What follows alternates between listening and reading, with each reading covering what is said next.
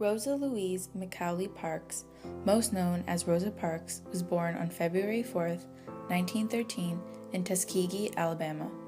She was an African-American civil rights activist and social justice leader. The United States Congress called her the mother of the freedom movement. Rosa Parks suffered through segregation and refused to surrender her bus seat to a white passenger, spurring the Montgomery boycott and other efforts to end segregation. Until Parks was 11 years old, she was enrolled in the Industrial School for Girls, where she took academic and vocational courses. Parks also attended the Alabama State Teachers College for Negroes for secondary education, but dropped out in order to care for her grandmother and later her mother as they became ill. In 1932, Rosa married Raymond Parks, who was a barber from Montgomery, active also in anti-racist groups such as the NAACP, the National Association for the Advancement of Colored People. In 1932 through the 1950s, Rosa began taking part in several African American organizations, where she served as a secretary for her community chapter of the NAACP, National Association for the Advancement of Colored People. Rosa also worked for the Montgomery Voters League, the NAACP Youth Council, and many other civic and religious groups.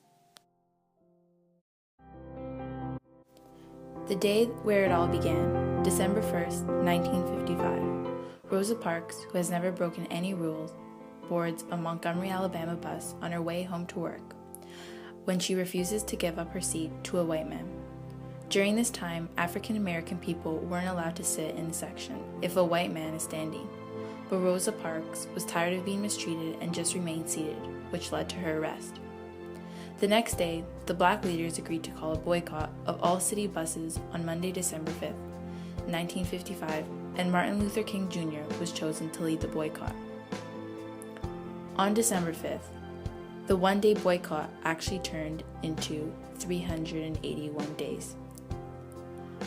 On November 13, 1956, finally, after almost 1 year after Parks' refusal to give up her seat, the Supreme Court declared Alabama state and local laws requiring segregation on buses unconstitutional. On December 20, 1956, federal injunctions were served on the city of Montgomery, Alabama, enforcing the court's ruling on public transportation. In 1957, Rosa and her husband moved to Detroit, Michigan. A couple years later, during the Civil Rights Movement, Rosa Parks started culminating in the Civil Rights Act of 1964 and the Voting Rights Act of 1965.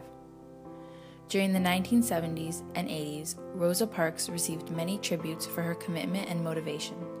Rosa also received the Martin Luther King Jr. Nonviolent Peace Prize. In 1987, Rosa and Raymond Parks founded the Institute for Self-Development. This institute prepares young African Americans for leadership positions in the workplace and in the community. On October 24, 2005, at the age of 92, Rosa Parks died in Detroit. Her death sparked nationwide signs of mourning. Parks was a remarkable woman. Her bravery and conviction sparked a wave of change and led a generation in a new direction. Only a few people can be seen to have made such a vital contribution to the alteration of the rights of so many, a true icon and leader of change. Rosa wrote a book called Quiet Strength, The Faith, the Hope, and the Heart of a Woman Who Changed a Nation.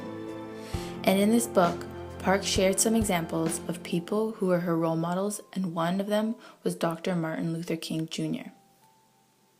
She recalled his influence in these exact words. Martin Luther King Jr. set a profound example for me in day-to-day living. He was such a young man, just 26 years old, when I first met him at the beginning of the bus boycott. I was 42. I'll always remember the way Dr. King would respond to violence. He would use the same words that Jesus said on the cross. Dr. King was a true leader. I never sensed fear in him. I just felt as though he knew what had to be done and took the leading role without regard to consequences. I knew he was destined to do great things. Rosa Parks is an inspiring and transformational woman leader of the civil rights movement. She had integrity, concern, and courage to stand up for what she believed in. She fought against the unfair segregation laws of the United States and spoke up for all the African Americans.